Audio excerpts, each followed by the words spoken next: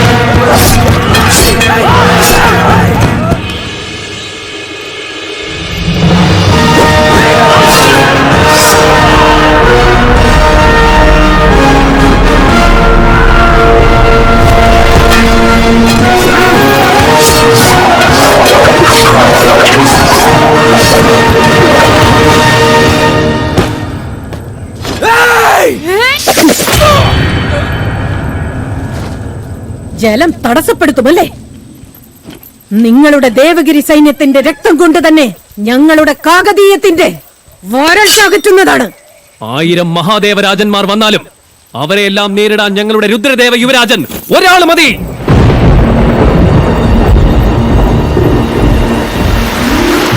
കാകതീയ സംരക്ഷകൻ രുദ്രദേവ യുവരാജൻ വിജയിക്കട്ടെ! കാകതീയ സംരക്ഷകൻ രുദ്രദേവ യുവരാജൻ വിജയിക്കട്ടെ!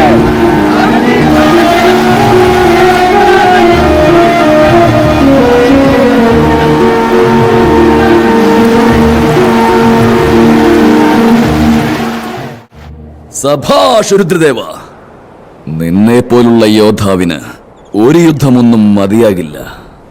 ഒരു ചുവടിന് ഒരു യുദ്ധം, ആ നയമാണ് നിന്നോട് വേണ്ടത്. അപ്പോഴല്ലേ നമുക്കിടയിലെ ശത്രുത രസമുള്ളതാകൂ. ഇന്നലെ ദേവഗിരി സൈന്യം രാജ്യത്തിനകത്ത് കടന്നെങ്കിൽ നാളെ ആ മഹാദേവൻ കോട്ടയ്ക്കകത്ത് കടക്കില്ലെന്ന് എന്താണ് ഉറപ്പ്? സംരക്ഷണമില്ലാത്ത ഈ ഒറ്റക്കൽ നഗരത്തെ സാക്ഷാൽ ദൈവത്തിന് പോലും രക്ഷിക്കാനാകില്ല. അതെ, സംരക്ഷണമില്ലാത്ത ഈ നഗരത്തെ ദൈവത്തിന് പോലും രക്ഷിക്കാൻ കഴിയില്ല.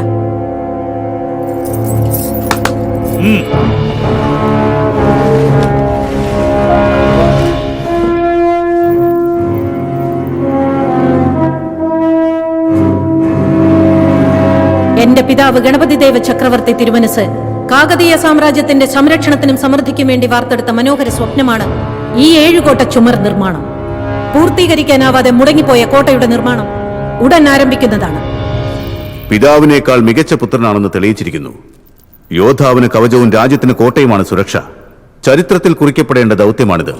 ചരിത്രത്തിൽ കുറിക്കപ്പെടാനുള്ളതല്ല, ചക്രവർത്തിക്ക് പൂർത്തിയാക്കാൻ കഴിയാതെ മുടങ്ങിക്കിടക്കുന്ന കോട്ടച്ചുവരുകളാണവ. ഈ ഇളം പ്രായത്തിൽ യുവരാജന് ആവേശവും അധികമാണ്, സാമർഥ്യവും അധികമാണ്. എന്നാൽ ഇത് പ്രാവർത്തികം തന്നെയാണോ യുവരാജൻ? ശരീരത്തിന് കരുത്തും മനസ്സിന് ധൈര്യവും ഉണ്ടെങ്കിൽ നടക്കാത്തതായി ഒന്നുമില്ല. കരിങ്കൽ കോട്ട, ഇരുമ്പ് കോട്ട, ചെമ്മൺ കോട്ട, ചെങ്കൽ കോട്ട, മുൾക്കോട്ട, ചുണ്ണാമ്പ് കോട്ട, ചൂരൽ കോട്ടകളാൽ നിർമ്മിക്കാൻ പോകുന്ന ഈ 7 കോട്ടയുടെ നിർമ്മാണം യുദ്ധകാലാടിസ്ഥാനത്തിൽ പൂർത്തിയാക്കേണ്ടതാണ്. ആജ്ഞ പോലെ.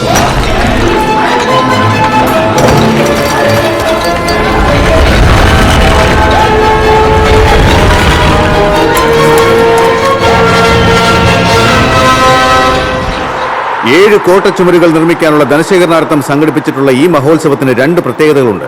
ഒന്ന്, കാകതീയരുടെ അഭിമാനത്തിന്റെ പ്രതീകമായി നിൽക്കുന്ന ഈ വിജയസ്തംഭത്തിന്റെ മുകളിൽ കയറുന്ന യോദ്ധാവിന് കാകതീയ വിജയധ്വജ വിക്രമ വിജയ പുരസ്കാരം നൽകുന്നതാണ്. അടുത്തത്, വർദ്ധമാനപുരം ബാലഗുരു രഘുരാമവർമ്മയുടെ പുത്രൻ ഗോനവരദ റെഡ്ഡിയും ആദവോനി ഏലിയ കോദണ്ഡവർമ്മയുടെ പുത്രി അനാമികാദേവിയും ചക്രവർത്തിയുടെ സമക്ഷത്തിൽ ഇന്ന് വിവാഹിതരാകും. വളരെ നല്ല കാര്യം തന്നെ. 2 ശക്തികൾ കൂടിച്ചേർന്നൊരു മഹാശക്തിയാകട്ടെ. ഈ വിവാഹത്തിന് ലഭിക്കുന്ന പാരിതോഷികങ്ങൾ ഇവിടുത്തെ മഹോത്സവത്തിന് സമർപ്പിക്കുന്നതാണ്. കൊള്ളാം ലഘുമയരാജൻ, സ്വന്തം ഖജനാവിൽ നിന്ന് ഒരു പണം പോലും എടുക്കാതെ പ്രജകളുടെ പണത്തിൽ ആഘോഷം. കൈ നനയാതെ മീൻ പിടിക്കുക. ആദ്യം മത്സരം പൂർത്തിയാകട്ടെ. എനിക്ക് പറയാനുള്ളതും അതാണ്. ആദ്യം മത്സരം, പിന്നീട് മംഗല്യം. മംഗല്യം കഴിഞ്ഞാൽ ഉടൻ ഇത് നമുക്കും മുക്കുപണ്ടങ്ങൾ രാജാവിനും.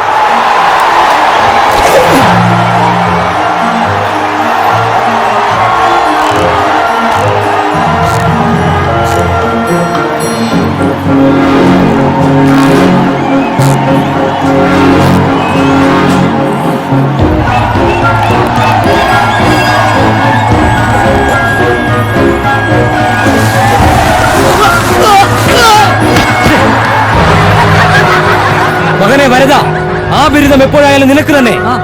ആദ്യം ഈ മംഗല്യം നടത്താം. എപ്പോഴായാലും നിന്നെ ഞാൻ കീഴ്പ്പെടുത്തിയിരിക്കും.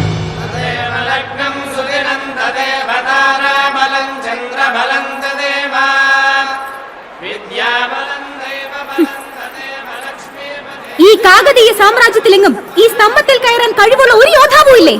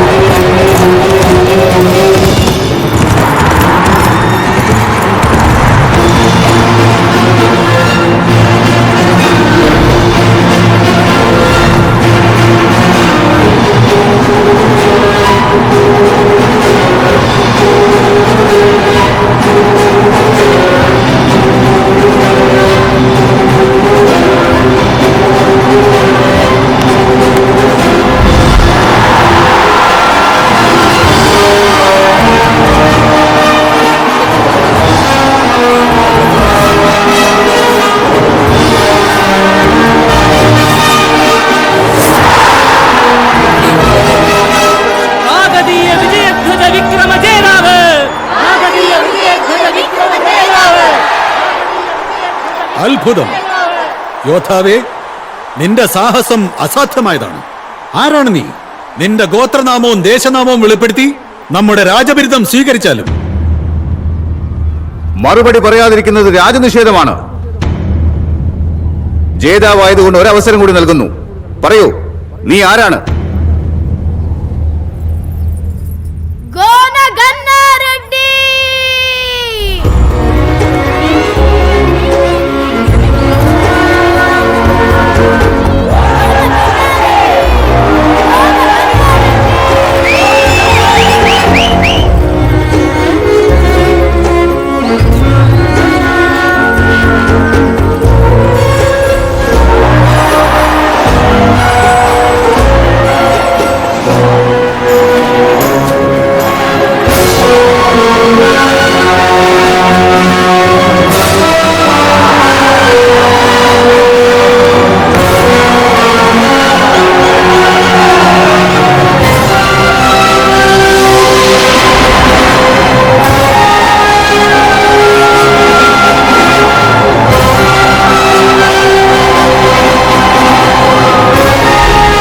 പ്രകടനം കാണുമ്പോൾ എന്നും നീയായിരിക്കും നമ്മുടെ പ്രതിയോഗി എന്ന് തോന്നുകയാണ് ഗന്നാറെഡ്ഡി. ഗന്നാറെഡ്ഡി